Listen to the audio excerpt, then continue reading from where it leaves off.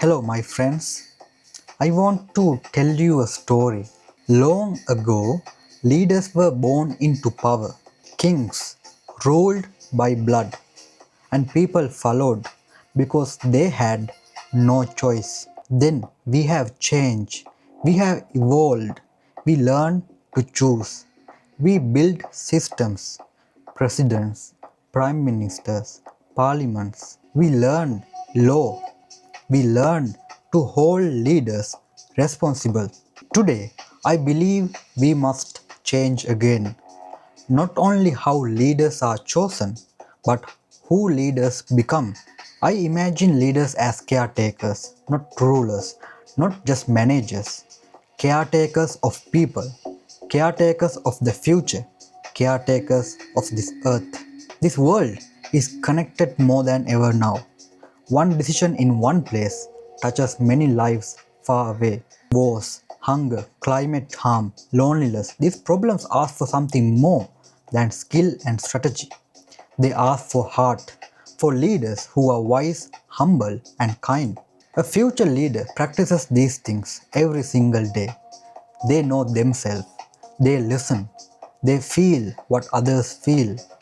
They can pause before they act. They stay calm under pressure.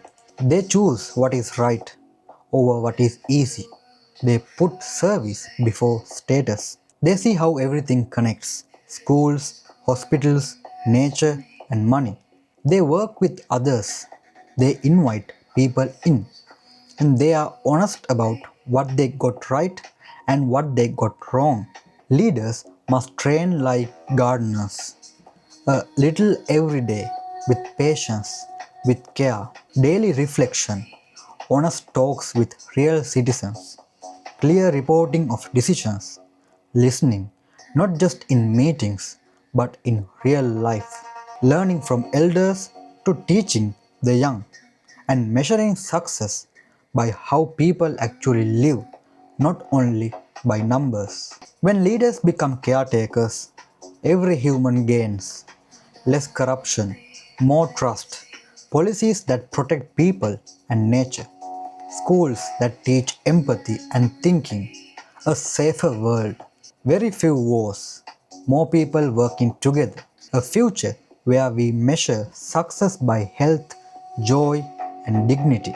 Schools must teach the whole person how to name your feelings, how to really listen, how to talk, vote, and care for others, how one choice can affect many lives, how to find kinder answers to harder problems. Education becomes a mission. It builds people who can lead with heart. We can start small, we can test what works, and we can grow slowly and carefully. We can pair wise people with young leaders. We can celebrate kindness, not only power. We invite citizens to help build policy. We publish results openly. We use stories, art, and media to show that empathy has value. You don't need a title to lead. You can start by practice listening, not only to reply, but to understand. You can teach these things to children and friends. Vote, volunteer, hold leaders to clear human standards. Support the work of mindful leadership. Start a circle in your community where people practice kindness and solve real problems together. Each small action is a seed. Together, those seeds become a forest. I do not claim to have all the answers. I only know this. When love guides leadership, people thrive. When leaders are caretakers, the next generation inherits a kinder world. So join me, build a classroom, a community circle, or simply a habit of listening. Help us create leaders who hold humanity as a priority, who lead with wisdom, courage, and care. Let us grow again, from kings to elected leaders to caretakers of our shared future.